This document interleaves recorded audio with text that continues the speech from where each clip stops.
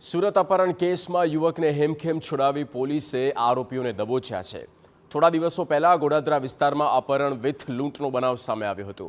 આ કેસમાં સંદીપ માહોરનું 7 થી 8 શખ્સોએ અપહરણ કરીને લૂંટ ચલાવી હતી। લૂંટ બાદ સંદીપના મિત્રએ ગોડાદરા પોલીસ સ્ટેશનમાં ફરિયાદ નોંધાવી। પોલીસે તાત્કાલિક તપાસ કરી ટેકનિકલ સર્વેલન્સના આધારે અપહૃત સંદીપને હેમખેમ છોડાવ્યો હતો। આ કેસમાં પોલીસે રવિરાજ ચાવડા અને અશોક બ્લીઝની ધરપકડ કરી છે। તેની પૂછપરછમાં પૈસાની લેતી દેતીમાં યુવકનું અપહરણ કર્યું હોવાનું સામે આવ્યું। પોલીસે અન્ય શખ્સોને વોન્ટેડ જાહેર કરીને શોધખોળ હાથ ધરી છે। આ લોકોને પૈસાની લેતી દેતીનો મામલો હતો અને પૈસા જે છે ભોગ ભંડાર એની પાસેથી કઢાવવા માટે થઈ અને એ લોકોએ એનું અપહરણ કરેલું।